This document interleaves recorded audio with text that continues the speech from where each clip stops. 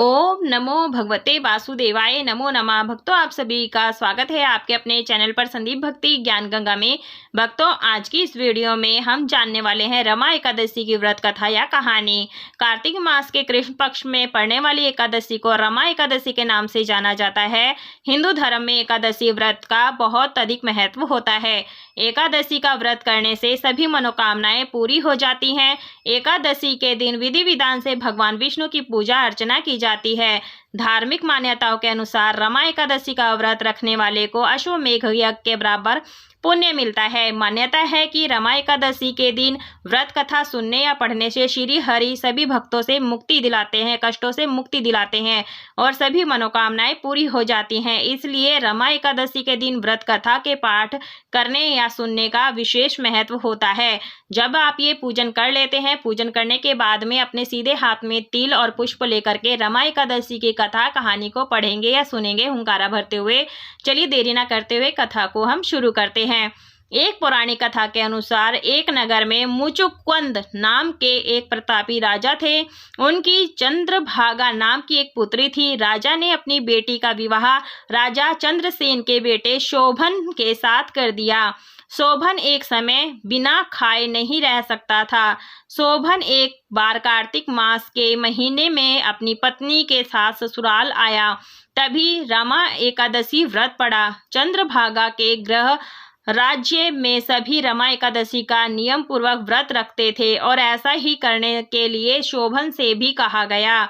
और शोभन इस बात को लेकर परेशान हो गया कि वह एक पल भी भूखा नहीं रह सकता, तो वह रमा एकादशी का व्रत कैसे करेगा।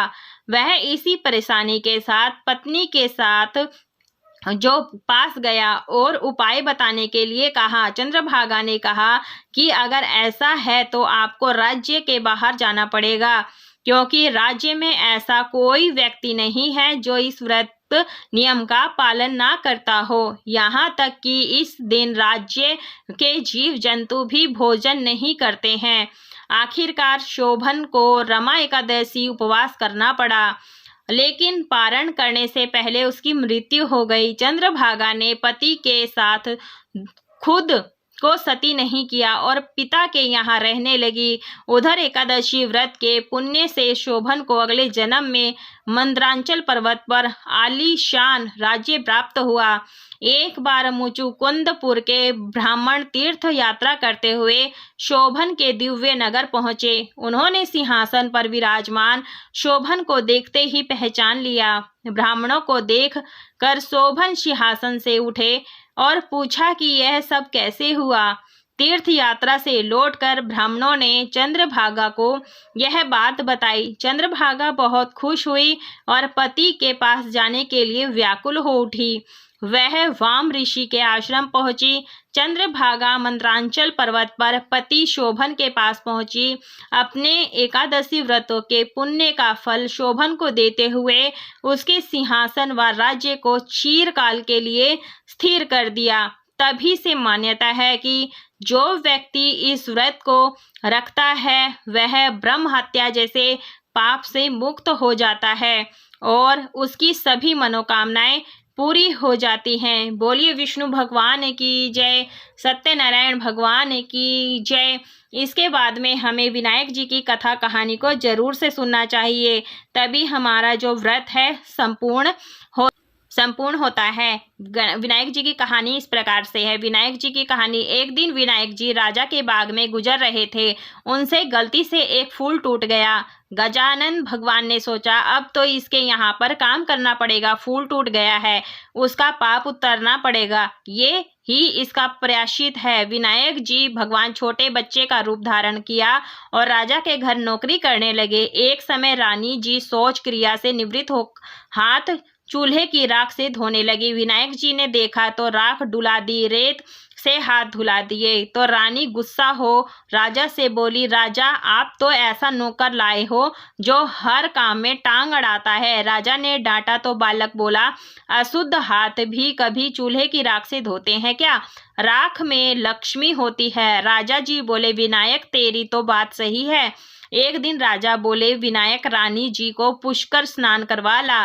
दोनों पुष्कर गए तो रानी लोटा लोटा नहाने लगी। विनायक जी ने हाथ पकड़कर रानी को डुबकी लगवाकर स्नान कराया। रानी ने महल आकर राजा से शिकायत की कि बढ़िया विनायक लाए, जो ये तो मुझे पुष्कर में डुबो देता। राजा उसे डांटने लगे तो विनायक बोला, राजा जी, पुष्कर जाकर तो डुबकी लगानी चाहिए, लोटे लोटे नहाना तो घर पर ही हो बहुत है। राजा जी बोले, बात तो सही है। अब कुछ दिन बाद राजा जी ने हवन करवाने की सोची। हवन में बैठने के समय विनायक जी को भेजा कि जा तू रानी को बुला ला। विनायक गया और देखा रानी ने काले नीले वस्त्र पहने हैं। विनायक ने वस्त्र फाड़ दिए। रानी रूठ गई और आई नहीं। राजा बुलाने आए तो रानी बोली, ये विनायक ने मेरे साथ बेहुदा मजाक किया है। राजा ने फटकार लगाई तो बोले, क्या कुबुद्धि करी है तूने? विनायक बोला, राजा जी, कभी काले नीले कपड़े पहनकर हवन में बैठते हैं क्या? लाल चूड़ी पहननी चाहिए, इसलिए मैंने फाड़ दिया।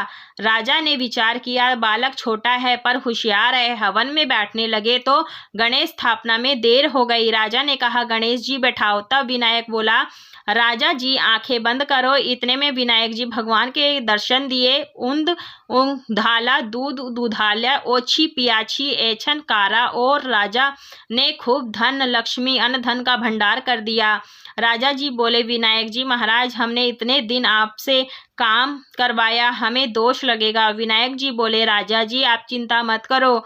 मैं एक बार आपके बाग में से गुजर रहा था तो मुझसे एक फूल टूट गया, इसलिए मैंने प्रायश्चित किया। वह राजा रानी को आशीर्वाद देकर आगे निकल गए। बोलिए गणेश भगवान की जय, गजानन महाराज की जय।